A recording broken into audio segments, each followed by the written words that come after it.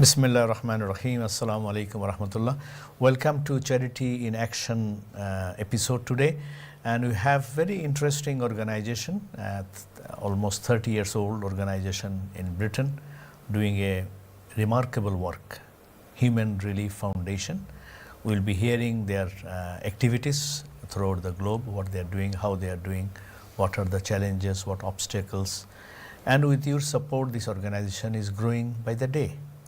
I happen to know the founder, Dr. Nabil Ramadani. He and I worked together in charitable activities long time ago, nearly 40 years ago, if I remember correctly. So I just wanted to first introduce my brothers from Human Relief Foundation. Next to me is Brother Khairul Shahid, Head of Community Engagement. Assalamu alaikum. Welcome, Khairul. Jazakallah khair. And next is Mehdi Chaudhary, the London and South Fundraising Manager. Welcome, Mehdi. Thank you for coming to the Jazakallah. studio. Thank you. And I have Brother Freddie Mackerran, if I correctly spelled you. That's close. Freddie Mackerran is the Senior Program Officer, and next to him, the Head of Program, my dear brother Muhammad Abdul Rahman. Welcome, Brother Abdul Rahman, Thank to you. the show. Sorry.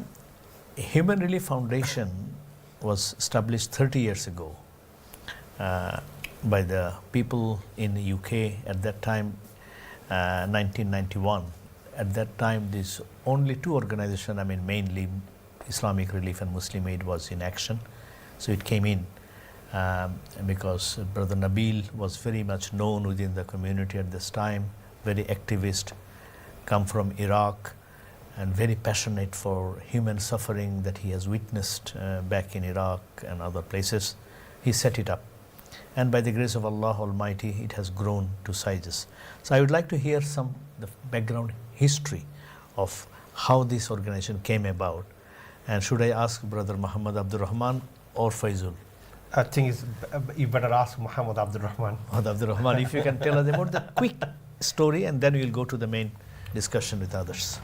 Okay, thank you. So HRF was set up in 1991, and it was set up as a result of the Gulf War. So as you know, there was a Gulf War, there was some sanctions, etc., and there was very little humanitarian activity and aid going into Iraq. So Dr. Nabil and the trustees, felt a sense of responsibility that they have to do something for the Iraqi people, and they started to implement some projects, and it was, to begin with, it was emergency food distributions, and then it grew to health, education, etc.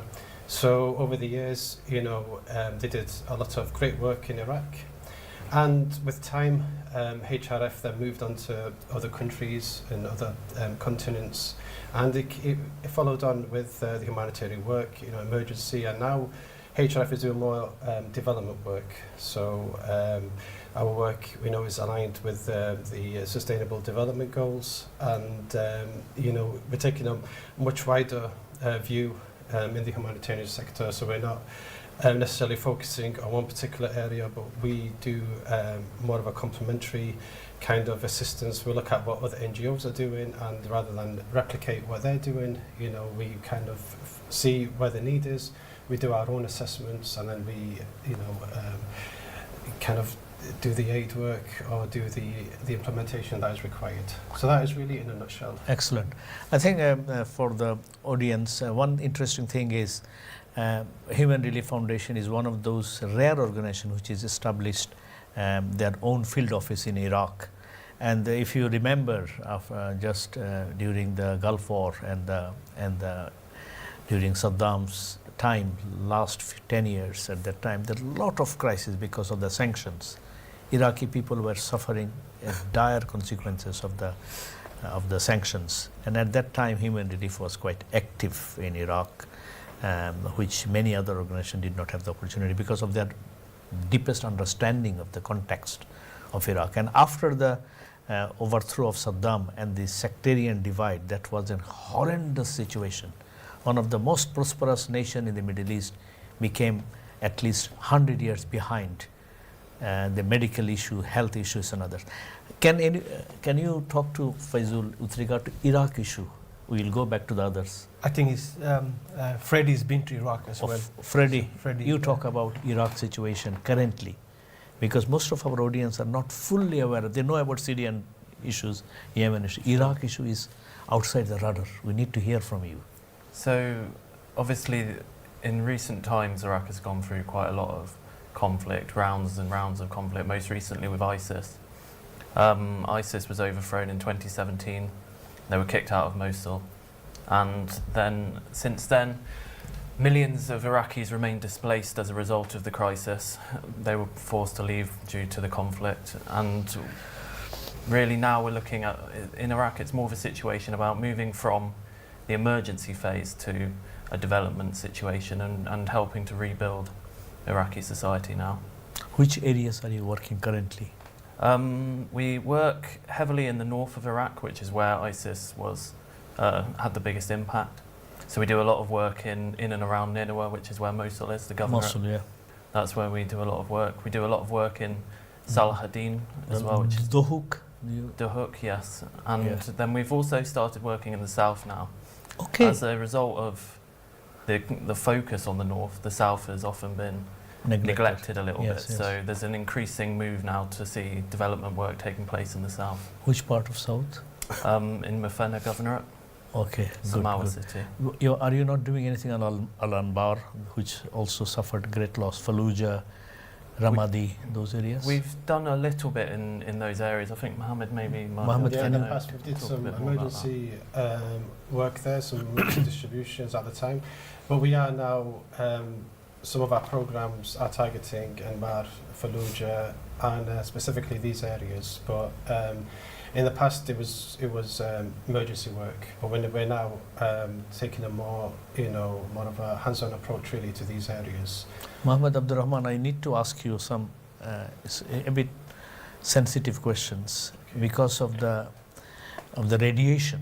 I understand that the childbirth, deformed children who are born, and the mothers suffering from very much radioactive That's right. issues. That's right. There was a time during the war where the weapons that were used contained some chemicals, and there were unfortunately deformities.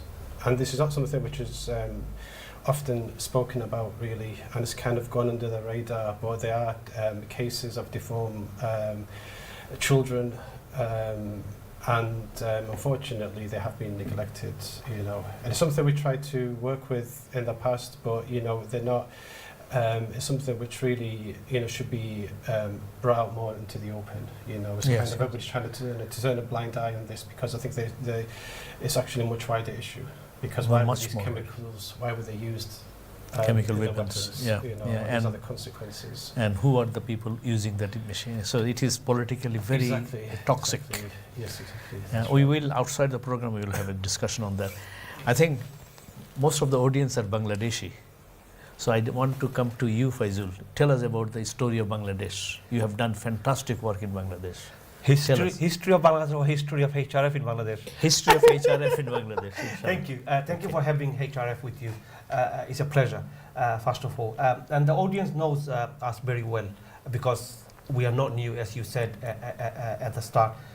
It's been 30 years we've been working. And we had a huge demand from Bangladesh. Every other day I get email from NGOs, partners, asking us to work in Bangladesh, build school, orphanage, sustainable project like providing boat, rickshaw, things like that. So especially, if I'm not mistaken, last 5 years, we've done so much.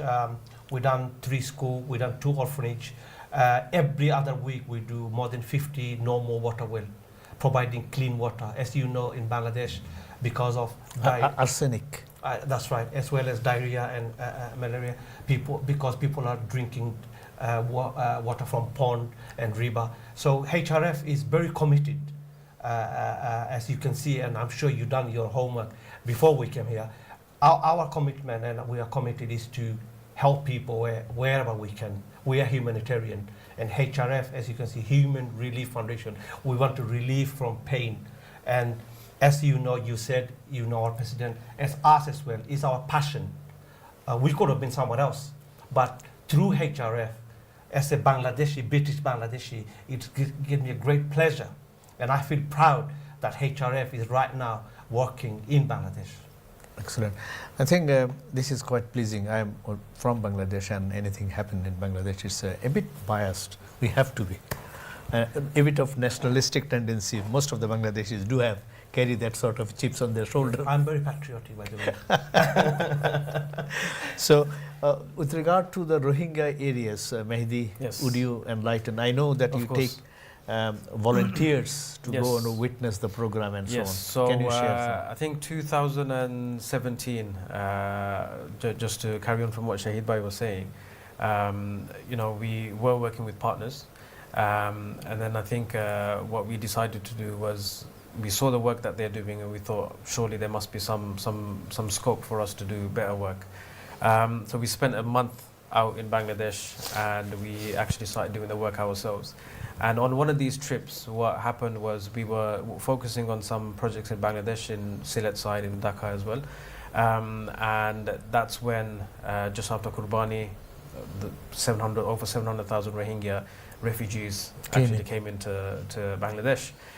So we were the first out there. We were out there already. We extended our flights, and we said we have to go there. And through one of our contacts, we actually managed to enter their camp, do a needs assessment, a very quick, thorough needs assessment. I remember it was pouring down with rain. There was feces all over the place, and we were just walking up hills, not knowing where we are. And we had this guide with us just to sort of take us and allow us to do these needs assessment. And from what we saw, and the needs of the people, and obviously speaking to them, knowing what they're going through, knowing what they've been through, and the journey that they've had to take in order to get to Bangladesh, we had to do something. So we, like I said, we extended our flights. We spoke to our programs team here in the UK and our seniors, and we started implementation of emergency projects. And since then, yeah, we've sort of expanded. I have to drop you now, Of course, go. because we need to take a short break, and after the break, inshallah, we'll come back to you. So thank you for remaining with us, and please, dear viewers, please don't leave us. After a short break, we'll be back, inshallah. Assalamu alaikum wa rahmatullahi wa barakatuh.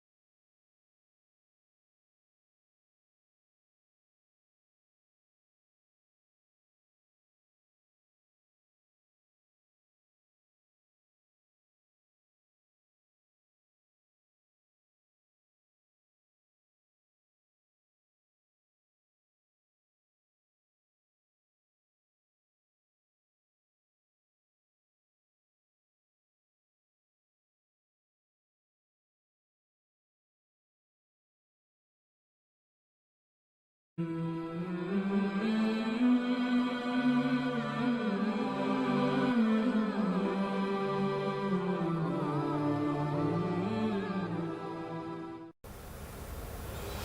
alaikum. Welcome back to the show Charity in Action. We were discussing about Human Relief Foundation and it is remarkable work throughout the world. Back in 1991, when Iraq is in a dire situation, the effect of sanctions, the Gulf War and other difficulties, an organization pioneered by legendary character, Dr. Nabil Ramadani, stood by them.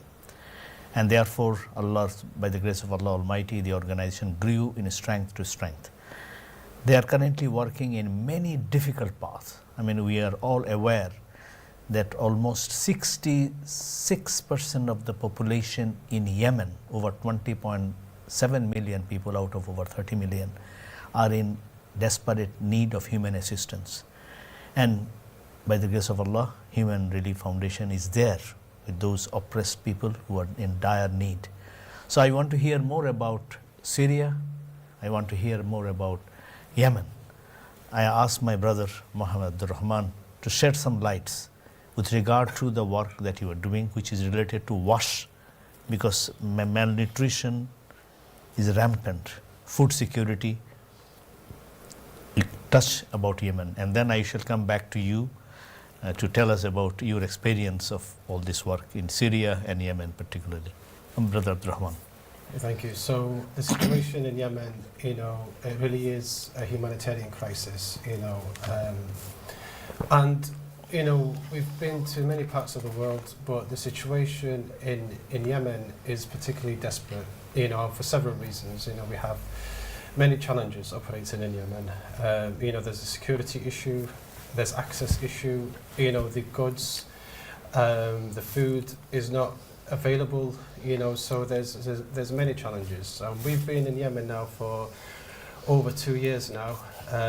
We have our offices in Aden and we have office in Tarim, in Hadramaut. And at the moment we are doing food security, so we've got a project which is delivering thousands of food packs to the Yemeni people. We've started to do more health, so now we've done projects with the hospitals and the health centres where we refurbish particular departments, so it could be equipping them with the medicines, the incubators, etc. Alhamdulillah. There's a huge need, and no matter how much you help, you feel that there's so much more that you need to do.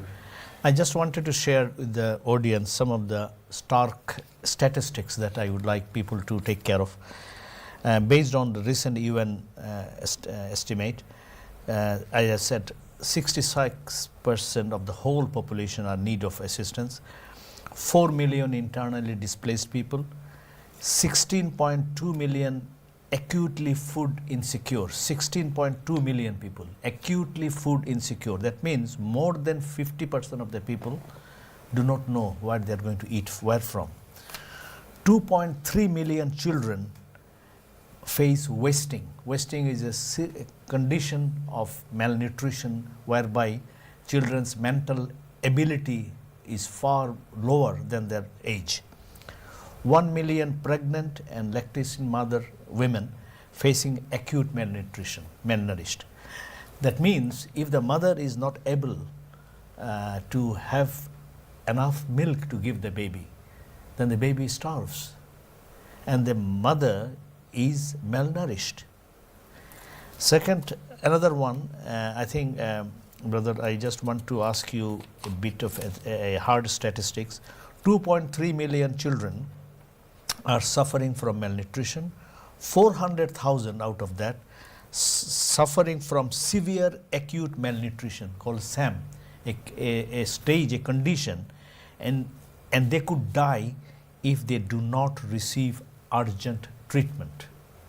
So I want to hear from you, have you got any program to address severely acute malnourishment in Yemen? We've started to do a project a few months ago, and it's targeting new mothers, because, like you said, with because the mothers are themselves don't have they're not eating well, so they cannot produce the milk. So we've got a project where we're giving out baby powder to the new mothers, and also giving out hygiene kits, and again with food security, but it's particularly targeting new mothers. And we want to expand, this project to cover more essentials for the mothers and the children.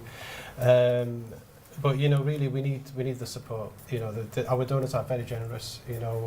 But like I said, it's not enough. When we go there, you're overwhelmed. Muhammad Abdul Rahman, this is not my remit, but may I, to the audience, I'm appealing that this is a matter that you need to hold your favorite organization, Human Relief Foundation, accountable. Ask them, and you donate to them to initiate program for severely acute malnourished children. SAM category, that means severely. Out of 2.3 million children, 400,000 are at the door of death. If no action is taken, these children will be dying. They cannot have normal food. There is special treatment like plum peanuts and some other very fortified, vitamin fortified stuff that it has to be administered. It cannot be fed. And I request you, Brother Muhammad Abdul Rahman, to think it through and also educate our donors that this is a neglected area which many people do not understand. They think, okay, we'll send some food pack and other that will solve it. But this undetected. Do you understand? Yeah, well, it is specialist one. Yeah, yes. And I urge Human Relief Foundation as well as the donors of Human Relief Foundation and other donors to come forward to do something on that basis. Yeah. Now coming to Syria, Brother Abdul Rahman, tell us about your story on Syria. Yeah. So at the moment, with security situation, etc. So we are working on the outskirts of Syria. So we do not actually work inside Syria for various political reasons and compliance reasons, etc. Unfortunately, being a UK registered charity, we have to follow the rules and regulations of the country, and there's certain amount of compliance and procedures we have to follow. So we work with the Syrians who have left Syria. In Jordan and in Jordan, Lebanon, and Turkey. Turkey, yeah, and even in Iraq now. So the Syrians. Okay, there are Syrian refugees in Iraq. Yes, thousands. Which part? Which part is in it? The north. In the north. Well, that was the areas controlled by ISIS before. In the Kurdistan. See, many Syrians have a Kurdish background, and the Kurdish government have allowed them entry. I see. So they've now in Iraq. So it's an unfortunate state of the Syrian people. Yes. The Syrians are very proud people. So for them to be, displaced like this all across the Middle East, it's very difficult for them. So, yeah, we're working with them in Jordan, and I think Freddie's been to Jordan. He's seen the work there. Which part of Jordan you are working? We're working in Zatari camp in the Zatari camp, yes. Yeah. Not far from Amman. That's right. Yeah, north of Amman. I've been to Zatari camp. Yeah. Okay, I have to ask my favorite country, although those countries are in need. My favorite country is Bangladesh. Mehdi, I need to hear from you more detail. You had started to talk about the crisis of Rohingyas. Yes. There is nearly 1 million people. This genocide was going on for the last 50, 60 years. Yes. Unnoticed by the rest of the world because people are busy on other angle. Tell us about your experience and the story behind it. So, as obviously a humanitarian, charity, it's very difficult to sort of assist or help everybody. So we try to focus on what's most at need. So with the Rohingya crisis, when almost 1 million refugees entered into Bangladesh, and because we were there already and we saw the assistance that's required, we felt it our responsibility to sort of take that to our seniors and do something about it. So after the initial emergency response of food and medical care, our programs team, they've requested for funds internationally, and just recently, over the last year or two, we've received funding of over £10 million Alhamdulillah. for Alhamdulillah, for our Rohingya projects. So these include providing shelter to Rohingya refugees. I don't know if I'm sure you're aware, obviously when there's floods. Recently, When there's floods, there were a few fires that broke out in Rohingya as well. So that's due to obviously a lack of, permanent shelter or the materials that are used. So a lot of that funding is being used towards providing shelter, medical aid, etc. So it's something that's ongoing. It's something that's not going to be fixed overnight. In terms of them going back to Rohingya, back to Burma, it's not something that's going to happen anytime soon. So again, it's something that we require our donors to support us on, and we've come to TV1 multiple times over the last few years, and alhamdulillah our donors have supported us. But again, I'm sure you've been to these camps, and when you see the vast number of people, I think almost half of the refugee camps is just children. And when you look at the hygiene, a lot of them don't even have the education when it comes to how to keep themselves clean, or when it comes to children when they go to the toilet, or even they don't even have toilets, when it comes to sanitation. So there's a lot of work that's required to do in these Rohingya camps, and it's not just the emergency, but it's in a lot more sort of in a wider sense when it comes to sanitation, providing clean water, and that's something that we did. So your program is concentrating on water sanitation it's concentrating on wash, I think, and food security and food security, but we're focusing more on shelter now as well as medical aid. Any education program? We have a school that we've sort of, I think, correct me if I'm wrong, it's about 1,000 children a day. I think Brother Shahid, you can elaborate on that. Yeah.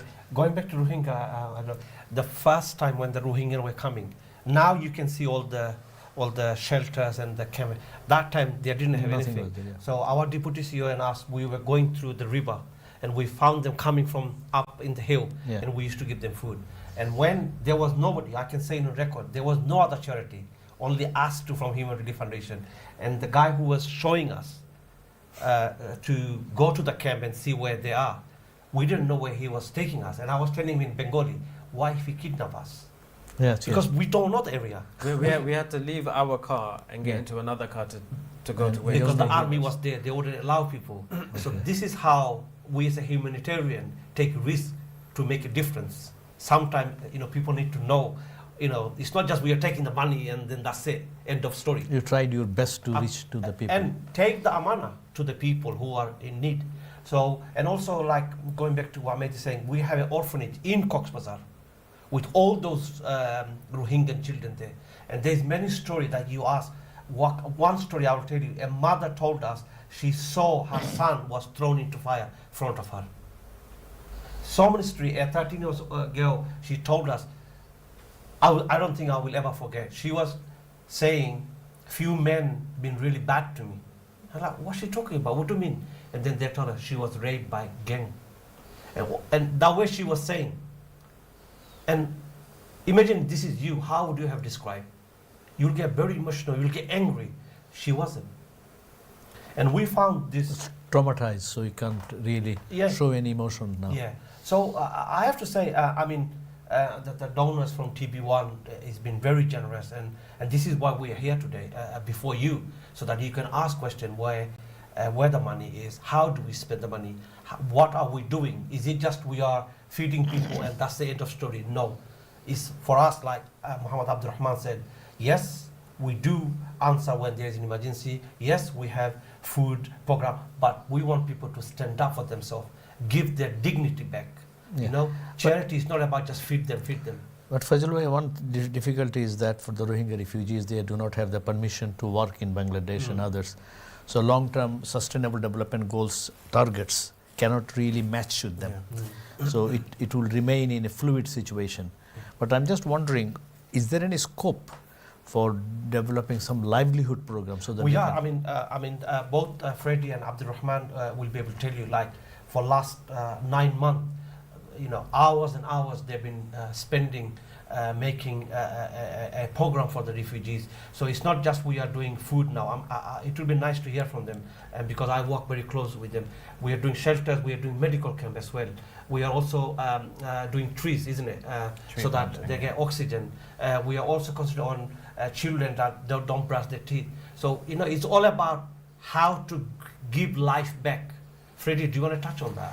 Yeah, so as you said, the issue of employment in Bangladesh for the Rohingya is a really big problem, but there are some ways around this. So we'll be starting a vocational training program for Rohingya refugees there, and this will involve things like tailoring classes and where we'll teach them how to sew, and then we'll give kits out so that they can start their own little business within the camp setting. So although outside of Bangladesh outside of the camps within Bangladesh there is not very much hope for employment opportunities, but within the camp we can help at least build some kind of economy there.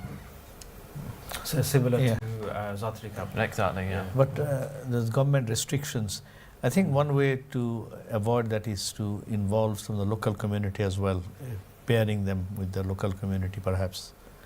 It's a difficult questions. It's very difficult because they're very limited in what they can and they can't do, and many of them can't leave the camps, so they are confined to the camps, and some of them were even born in the camps. They've been in the camps for so long. Yes. That all they know of the environment, their world is the camps.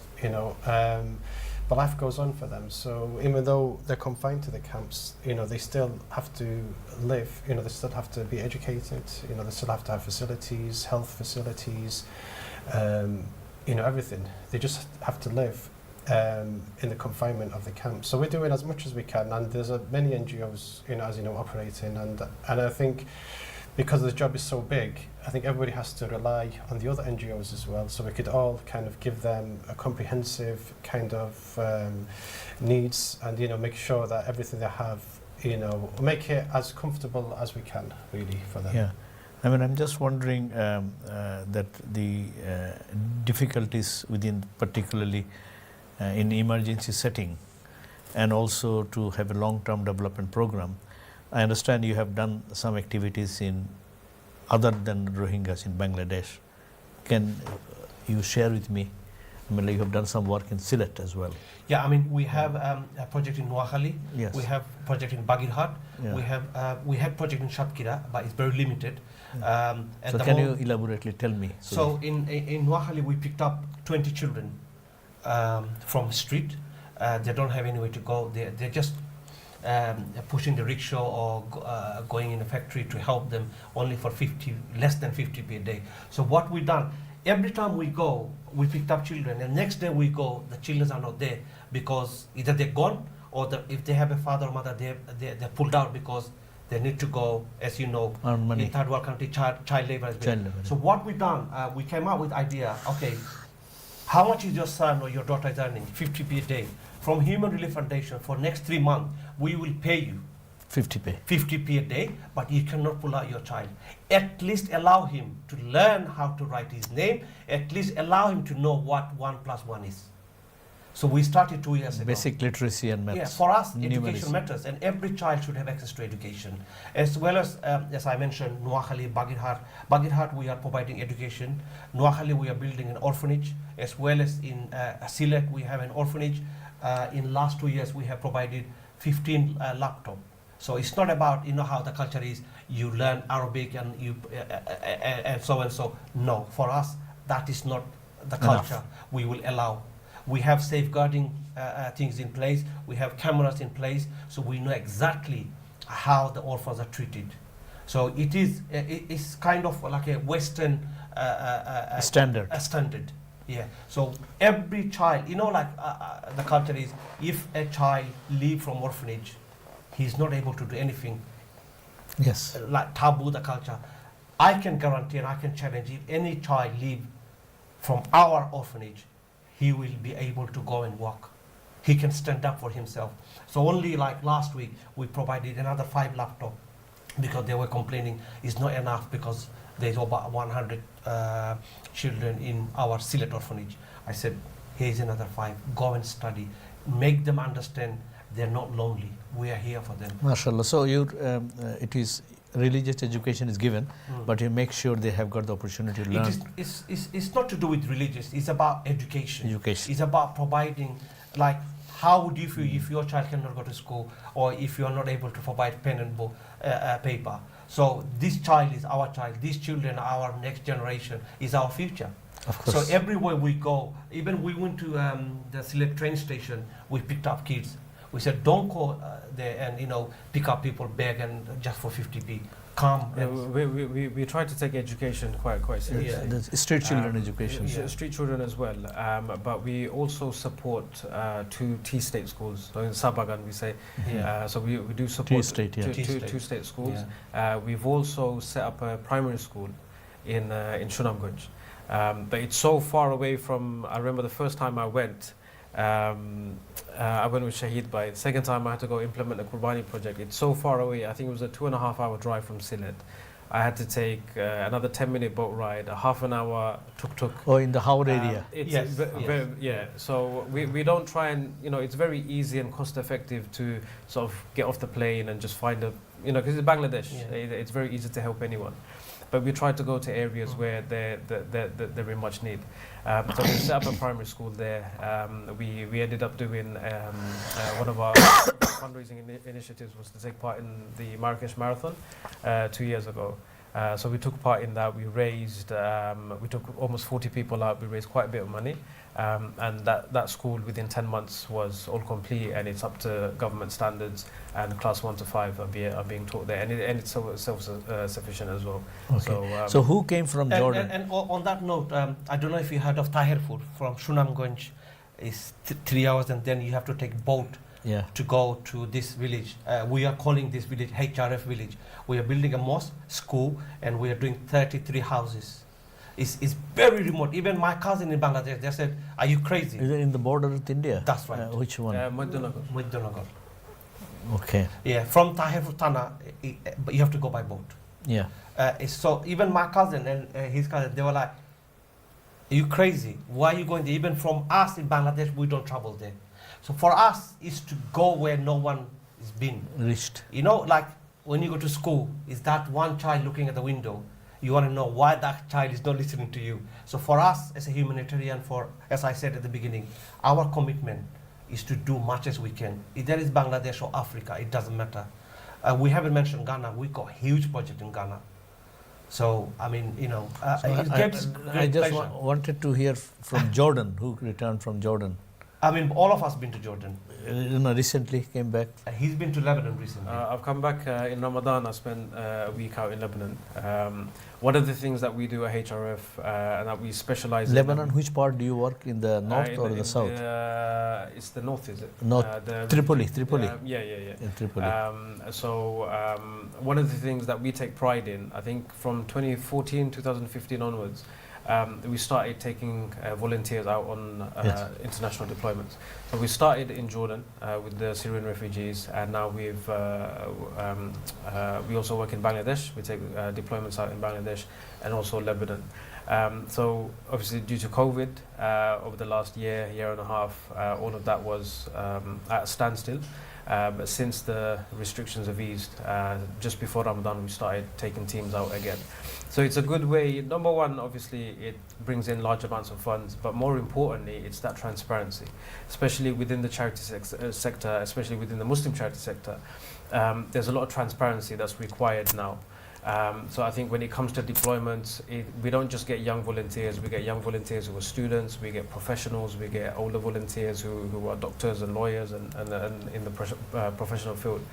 So to take a group out to the border of Syria, where they're not just distributing aid, but they're hand packing the food packs themselves, or they can visit a refugee's home or go inside a tent and actually speak to them, where we provide translators and they can actually speak with them one-to-one and understand their struggles. It not only provides a form of transparency of where their money is going and how their funds are being spent, But they come back and they become ambassadors for HRF and essentially long-term donors as well. So we do get repeat sort of volunteers going out on deployments. But like I said again, they become ambassadors not just for HRF, but they become ambassadors for the Syrian people as well. And I think that's very important to sort of So can you tell us about your trip to Lebanon, which on Tripoli, what sort of work you were doing there? So because it was in Ramadan, we went, I think we flew just a couple of days before Ramadan. We spent the first 4 or 5 days of Ramadan in Lebanon. We spent most of our funds distributing food aid. Because of the economic crisis in Lebanon at the moment, food is scarce, things are very, very expensive, and because it's Ramadan, we had to provide food for iftar, so people can, have suhoor and break their fast, essentially. So mainly because of the economic crisis, we do other projects with the Syrian people in Jordan. Like Freddie mentioned, in Zatri camp, we have a medical center, and we do psychosocial care with children and orphans in Jordan as well, with the Syrian orphans. But in Lebanon, it's mainly just food at the moment that we're providing. Yeah. So with regard to Ghana, you are talking about Ghana. Yeah. So I was there in February. in Ghana, Yeah. Accra or Kumasi. And Tamale. Mali. Tell us about Ghana then. The Ghanaian are amazing people, first of all. They're very nice people, especially in Tamale. You see, with us, we react when we see something. So if we see what's happening in Yemen, we react. When we see something flood happening, we react. But Ghana or Africa or other countries are not in the news. Not in the radar. That's right. We need to help them. So we got school, we got a sustainable project in Ghana, we got a mosque project in Ghana. This time, what I saw is remarkable. I saw 2 ladies sitting in the floor, nothing underneath, pregnant, heavily pregnant. And I was wondering, what will happen if the pain starts now? And I asked them, they said, we don't have anything.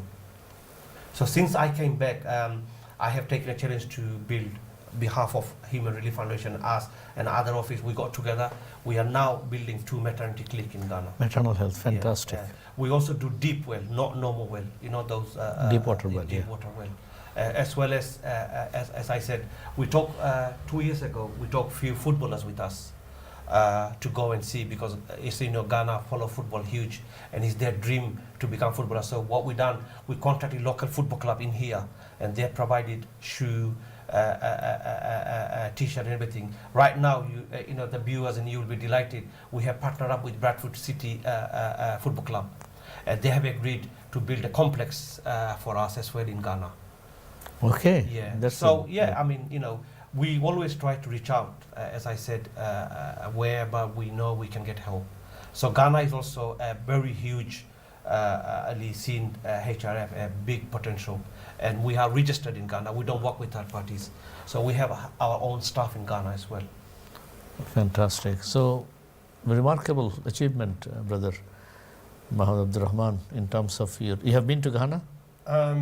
No, I haven't, but we're due to go, I think, in the next November. 2 or 3 I don't know if weeks. you are We going due with to us go. or not. I've got my visa, it's in my passport, I'm ready to go. But with everything else happening, sometimes you fortunately cannot be everywhere at once. But But I'll go. yes. But you do work in Somalia, We worked in Somalia in the past. We do seasonal activities in Somalia. seasonal activities. We had a project with the UN previously, which is now finished. But we do, at the moment, we're doing seasonal activities, and it's something which we do want to expand. But it's unfortunate, due to resources, constraints, etc. There's so much we want to do, but the focus cannot be everywhere at once. Now, you have been working mostly in emergency settings. So you enter a territory when there is emergencies like Iraq, Syrian refugees, then Yemen, then Bangladesh, Rohingya crisis. Now you have gone to Ghana. I don't know what inspired you to go to Ghana suddenly. We've been working in Ghana for quite a while, haven't we? Yeah. And So it's a long-term development. It's something. Yeah. For us, Ghana is not emergency, it's not seasonal. It's a long-term It's a development. yes. As we Yeah. are doing in Iraq, as in Syria, as well as in Yemen. Ghana is the most stable in West Africa, most stable politically. Mhm. If you look at the neighboring countries, like Boko Halal and others, are no trouble there. Yeah. I think when you go to places like Tamale, so Accra, obviously, because it's the main city, they're very developed when it comes to education, hospitals, yes, things yes, like yes. that. But when you get to Tamale and you see the tribes, it's like Bangladesh. It's probably worse than Bangladesh Yeah. in some areas that we've seen. So I think that the need there is huge. We spoke to one of the tribe leaders who we said, what's the first thing that you need more than anything? And he said water. And at that point, we were building a Water mechanical borehole on behalf of a friend of mine whose father had deceased. So we were building a borehole, and he said, we asked him, what is it that you need next? And he said, a masjid. And one of the other tribes that we actually visited, we ended up walking an hour to the nearest local source, and it was rainwater. And it smelled really bad. There were sort of dead fish in there, insects buzzing around. And the day that we sort of went to that tribe, the night before, the village chief, his wife had passed away. Oh. So we went to the water source, we came back, and we were like, what did you wash her dead body with? They said that water source that you just came back in, came back from. So it's the need is there, especially when it comes to water. Water's life, as we know, and we do take it for granted. But when you go to places like Ghana, especially in the north, in Tamale, and you go to these tribes, you go to these villages, they walk miles and miles and miles, and they don't walk miles to get clean water. They walk Dirty miles water. just to get dirty water. So north of Ghana are Muslim majority, that area. That's right. But In Ghana, Tamale, Yeah. mostly. but yeah. Ghana as a whole is maybe 20-25% Muslims. Yeah. Yeah. And unfortunately, there is other challenges in Ghana within the Muslim. There are Ahmadiyya, Yes, they I've have- seen few mosques. Yeah. and they have got many mosques, and then schools and hospitals Yeah. they built. But from Accra, if you go to the west side, if you ever go and you can check on us, the majority of our borehole are not for Muslim. Yeah. It's for people So of wherever other the faith. need is. So for us, is no matter gender or religion or color. It's about providing what is the necessity, Inshallah. and that's how we work. Yes, thank you. I think we are coming almost nearer to the end of the program. I think quite an interesting discussions with all of you, doing a fantastic work, very good work, and happy 30th anniversary for Human Relief Foundation.